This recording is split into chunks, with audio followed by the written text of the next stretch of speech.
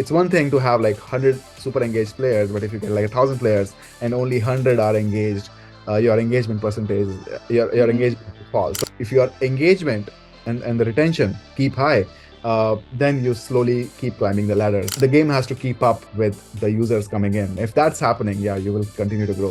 The folks from Roblox have a very integrated understanding of what you can and cannot do on Roblox, Mm. how a service would behave. The focus has been like hiring for potential and making sure that we are hiring great people who gel well within teams. A healthy team is a team that has good distribution of engineers across experiences.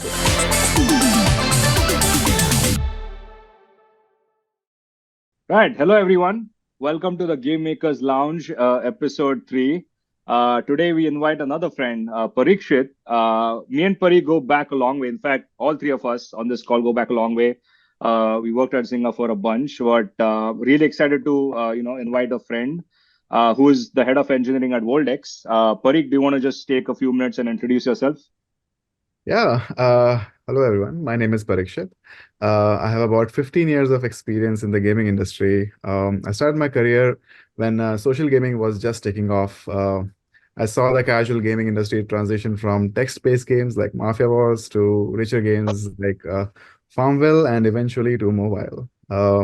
Now it's fascinating to see how UGC platforms like Roblox and Fortnite are opening up new avenues for game creation, which I get to experience daily in my current role as the VP of Engineering here at Voldex, where we are home for the best games on Roblox. Welcome, Parik. For those who don't know this, it's funny. Me and Parik went to USC together, but did not really know each other at USC. But then we ended up at Zynga on the same day, started on the same day in 2010. So yeah, it was. I clearly remember the group, and we actually are still friends. The six of us who joined together, we still friends. We hang out, so it's fun. And I know this guy for a while now. Oldex is lucky to have you. Yeah, it's been funny. We never had any courses during our time at USC. That is very weird. Or even if he did, there were just too many people, man. Yeah. um, so yeah, let me. You know what? Let's this episode is mainly going to be about a lot of us like really cracking the knot of Roblox, right? And it's a good you're one of the best people to talk to because you're one of the few people I know who went from traditional game making and has joined a Roblox game studio. Now, I'll admit there are a bunch of them who've done that. In fact, our ex boss, me and CDD's boss Nick, has joined Roblox as their head of platform. So a bunch of people are doing that. Tell us about this world, which is Roblox. Yeah. So it's very interesting space, honestly. So I was impressed by the number of creators I met who joined the platform as players and later transitioned into building these impressive experiences themselves. So that was very interesting, like truly democratizing the game making thing. Yeah. Then, I think a big part is the tooling that these platforms provide to the creators. It just is. It's easier to build the experience, put in the assets together, and make that first gameplay experience that can motivate you to build on it in the future. So which is really nice. Uh, Another thing is, because of all this tooling and things that have been abstracted out, you can deliver a lot more to your users with smaller teams. So Mm. to deliver a feature, the iteration is very fast compared to what you would have on mobile. Uh, Another big thing is when a new device like PlayStation gets added to Roblox, you immediately have access to all the users on that platform. So that was pretty big with the PlayStation release earlier That's right. on That's Roblox. just recently, I think. Is that just from last year? That was, yeah, when with the last RDC. So I think last September, Mm. October Hmm. timeframe. That was very nice, honestly. So yeah, I think that's a big plus. AJ, you remember how long it takes to port a game from Yes. iOS and Android to say Windows. So yeah, that's a big plus, I would say. Yeah, Uh, my 11-year-old son has downloaded Roblox Studio and made obstacle courses or obbies. It's pretty impressive the friction in the barrier of entry is so low that, well, my 11-year-old son, who has no experience making games at all, was able to make a little experience there. Yeah, it is indeed very impressive. And it's also damn funny. I mean, CJD was visiting San Francisco a month ago, and his son was kind of negotiating about Robux with CJD that, hey, I'll do this chore. I need money on Roblox. So it's just amazing, how kids these days, more than even like actual money, they want Robux to go and spend their time on that platform. It's just incredible. Yes, yes. As soon as some of my friends' kids knew that I was working for a company that makes games on Roblox, I got a lot of requests too. Yeah, Yeah, absolutely. both my kids ask me about friends that I know working at Roblox. Asking, can they let us in the office when we go visit? Can they get us some more Robux? Can we get a better subscription, or even hilariously, can they unban my friend or something? I was like, Yeah. no, son, afraid not. I actually also want to CJD, we both spoke about this for a bit, right? Which is, I want to double click on what Parikh said, that so many of these creators, young people are creating these experiences and getting massive following. One thing which stood out to like me and CJD when we visited RDC was just seeing these quote unquote kids, and they were rock stars. I mean, like people when they were like announcing their like Roblox name there, people knew about them, and it just gave that feeling that these are rock stars. They're just walking down the street there at that beautiful San Francisco location they had RDC at. And it was just amazing to see that. I've never kind of seen that happen anywhere else, honestly. Yeah, yeah, absolutely. Yeah,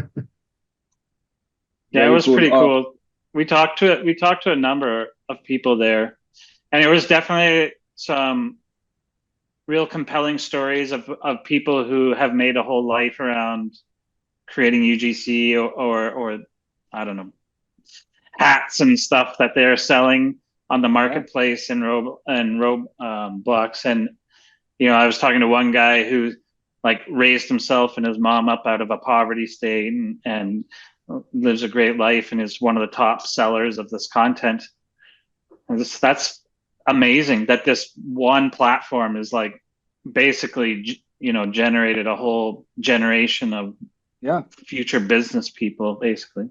Yeah, yeah, absolutely. I've also interacted with some creators who have started learning gaming on Roblox, and now they're doing a degree or transitioning and experimenting with like console and mobile gaming, like Unity and Unreal. It's very Yeah, nice. so That become a stepping stone, honestly. And I think like as a founder, I think I have nothing but respect. But another thing which like comes to mind, and I think this is something that Sam Altman also said, that good companies take years to build, and for people think Roblox just became a success 2015 onwards. No, it was years in the making, right? It started way long ago with a vision which Dave just kept going against, which is just amazing to see what they've achieved over 15 years. But let's shift gears. It's obvious that there are obvious differences between the traditional gaming industry. There's this new amazing platform. Parikh, like from your vantage point, when you left Zynga, joined Voldex, what are some of the obvious differences? Let's talk about like product, tech, and personnel in that order, if you don't mind. Would Yeah, love to actually dive in deeper on those differences. yeah, I think on Roblox, the community and social aspect is central, much more than it is on mobile.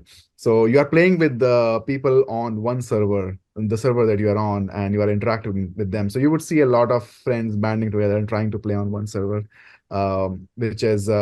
which you can do on mobile, but the experience is not as cohesive, I would say. So all the experience that are created and are successful basically have that at the core, that I feel was interesting.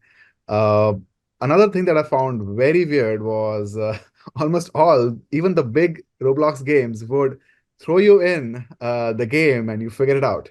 As Hmm. someone coming from mobile industry, like I've been working on first time user experiences a lot, and not seeing that I'm happy that I don't have to make them, but like as a player, you're just figuring it out. But then it is how these games are meant to be. You go in, you go to the chat, and you ask questions there. You get your instructions from there. You watch YouTube videos, uh, and then you learn the gameplay and the objective from there. So it was a different way of uh, training users, which I found fascinating.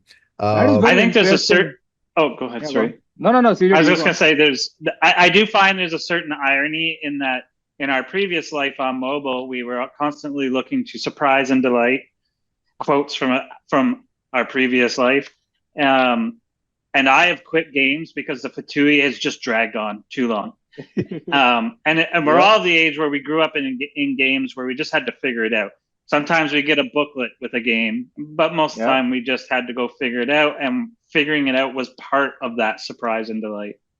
Yeah, absolutely. I was actually going to piggyback exactly on that. See, let me actually do that, which is like I also feel the audience on Roblox is so young, and I think this crowd loves to not be told what to do, but they love figuring things out by themselves. And so, that's a mentality shift, and clearly the reason why I think things seem to work.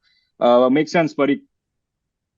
yeah, definitely. Other thing which was very nice was you could put your game out at a click of a button, like all the users get it, which was very nice compared to, in the mobile world where you have to go through the release cycle, which can go on for weeks.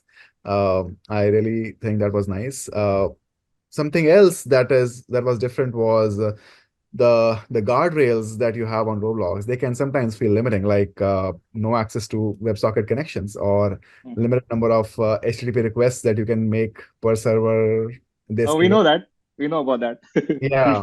So you have to be very clear about what you are doing with it. So, for example, you're Mm, using memory store. You cannot use that to store user data because you would be able to access it, but you would run out of the space. Whereas data mm. store is very cheap. So, I think that those guardrails can sometimes be confusing and limiting.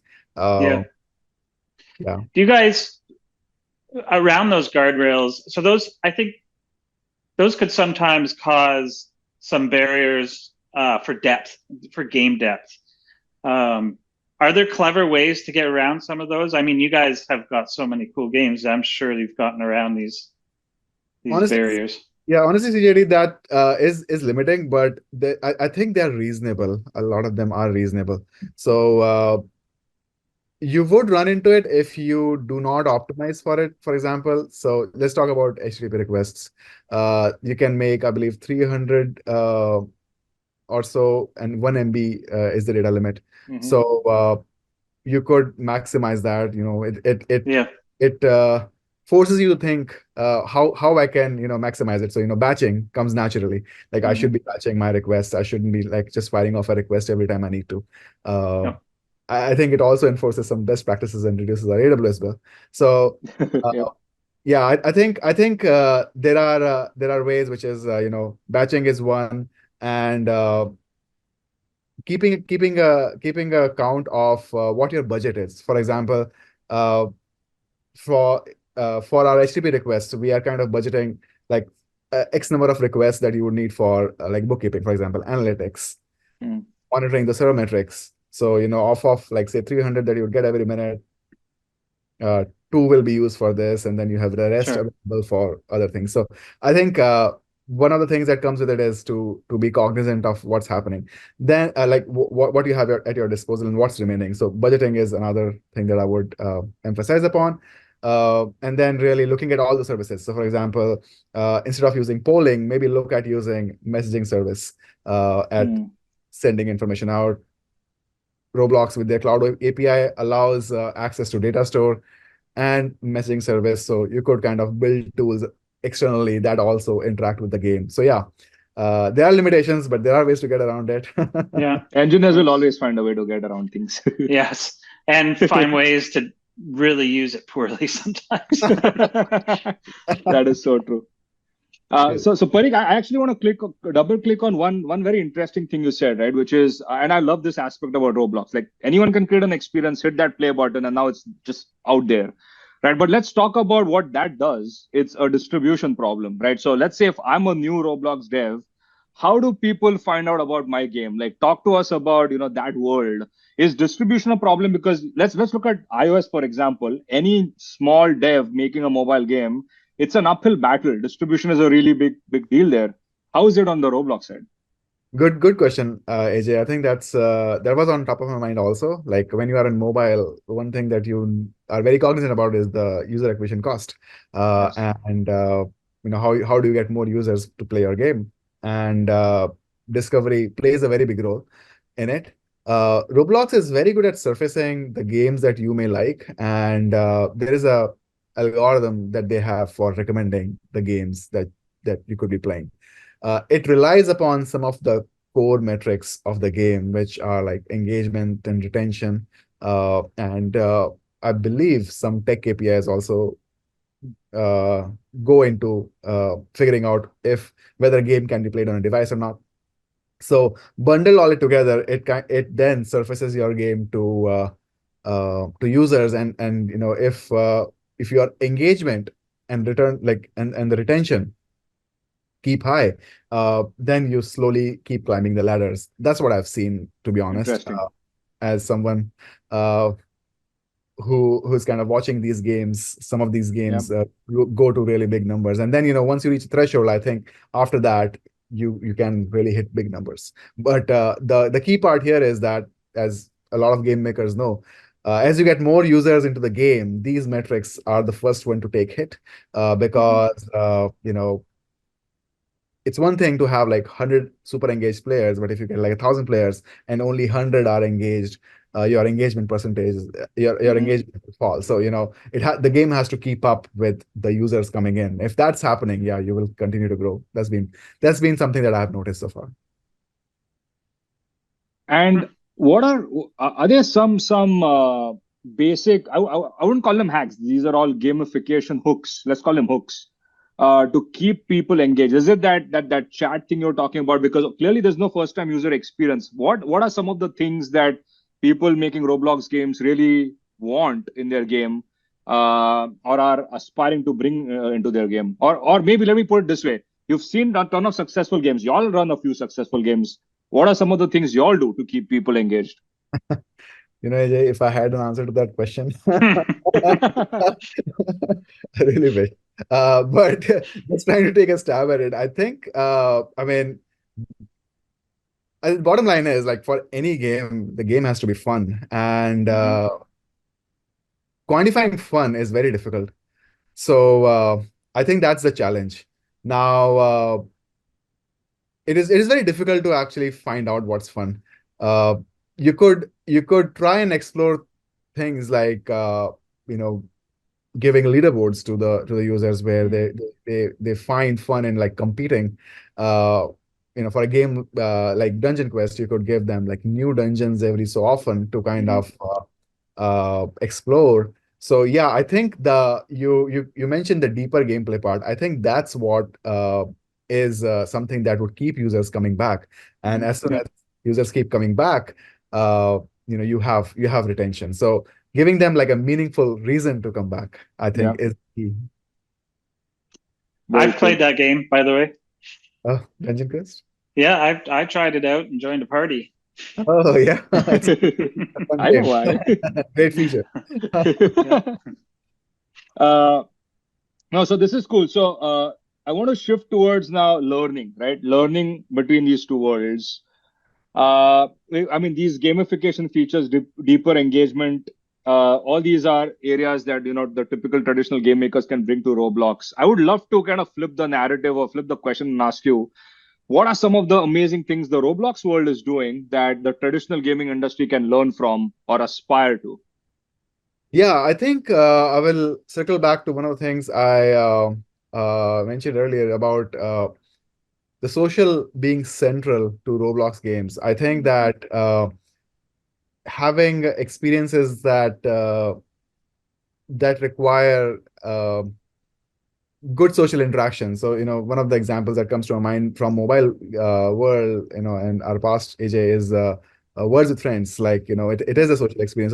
So more social. I see much more social in Roblox than I would do in mobile games. So I think we can start thinking from that end. Other thing is, I really like the big swings that Roblox creators take at and qualities that they take with the game design and and the features. So I think the fast iteration and the willingness to fail and uh, the bold moves, I would say, are the There's ones. there's almost a nothing to lose feeling to some of Yep. it. You know what I mean? Yeah. And it's Yeah. oh man, some of them just hit it right on the head. I don't want to interrupt you too much, but we went on the weekend to get the CCU numbers of one of the games that we had discovered well at the RDC, and it had 9 million players at one point.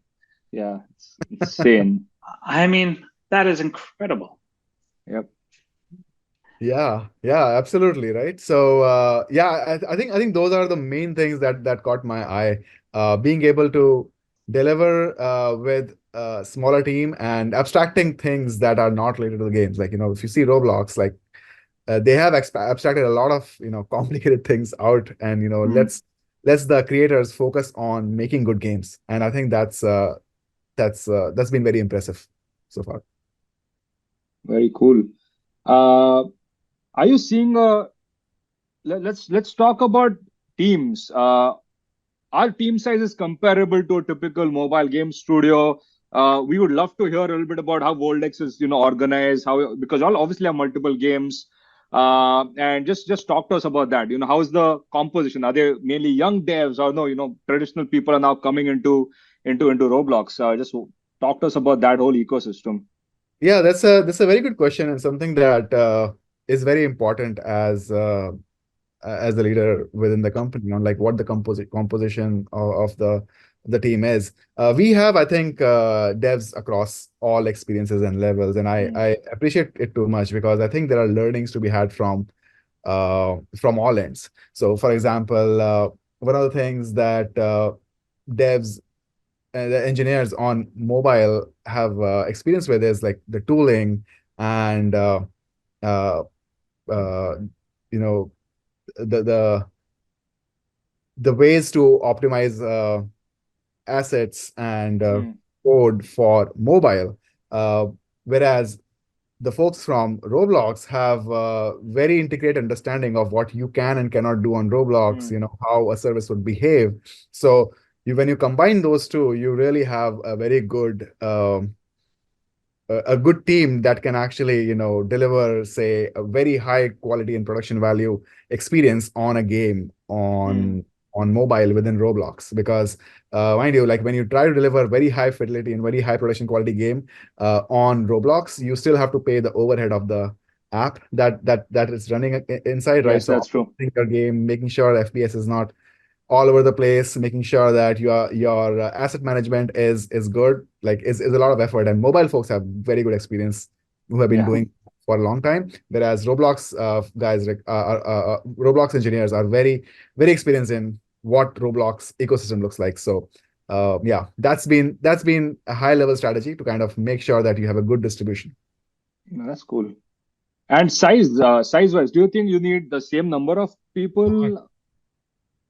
Not at all, not at all. And that's a pleasant surprise. Like, so the biggest team that we have is five engineers, including the lead engineer who is managing all the engineers. So all our teams are configured where you have a lead engineer and other engineers who are kind of helping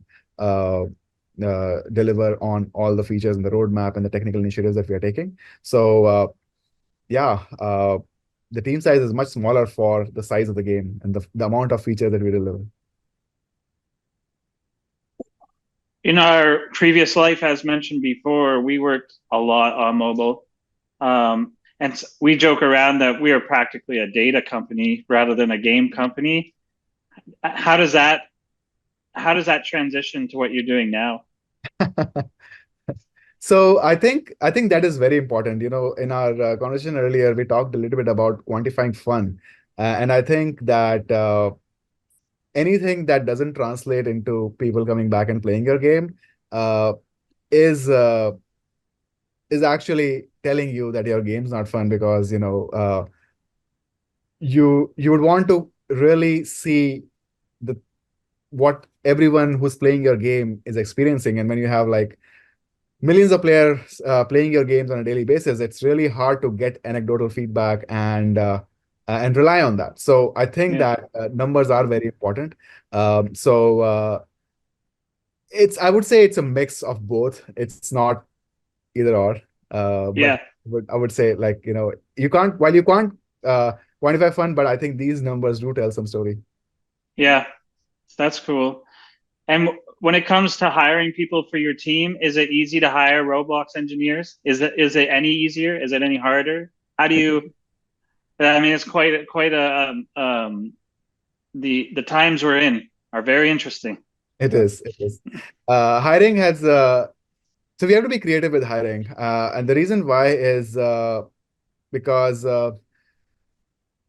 earlier I mentioned that a healthy team is a team that has good distribution of engineers across experience levels, and technologies. And I believe that if you want someone who is experienced and you would want to bring them in to help with some of the games, you may or may not have, the talent pool is very limited of Mhm. folks who have worked on Roblox and have some experience. So one of the things that I've found very useful so far is hiring for potential. So it doesn't matter if you are working on console or mobile, as long as you are interested in Roblox, curious about it, and have very good command on the gaming fundamentals. I think, like, you would Yeah, have space. So the focus has been like hiring for potential, and making sure that we are hiring great people who gel well within teams. for sure, for sure. Well, my son would like a job at Voldex. His main skill is blowing all his Robux.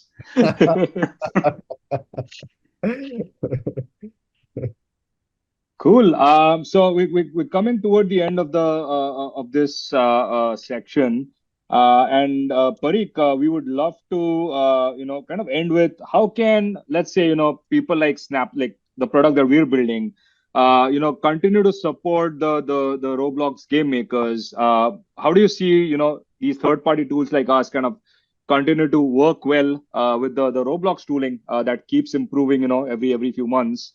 And is there anything else that we can keep doing for you folks? This is a good question, AJ. Earlier I talked about guardrails, right? So like when you get exposed to Roblox development as a creator initially without any experience of making games outside, you are limited to what the tool chain that is offered. I think at some point when you are kind of graduating to building Yeah. deeper gameplay in your games, that's when you run into limitations. And I think that that's where a product like yours comes in handy. So, for example, we talked about building visibility and getting early feedback about what do the numbers look like for my game, what does retention looks like. Roblox does provide a lot of good data. I was actually pleasantly surprised when I looked at their dashboard about the granularity they offered. But then you can always be more specific about things that are happening in your game. Yep. I think that's where a product like yours is a good fit. And I remember talking to you about some of the things that you were building, and I realized that if I were to build it, I would do the same thing. So why not join forces? So Yeah. I think that a product as well designed as yours can actually scale also with the amount of traffic that Roblox will suddenly throw at the game. Because talking about the CCU numbers, earlier Yeah. CJ, you mentioned it going very high, so you would want a service that would not take your experience down or degrade Yep. the user experience within the games, right?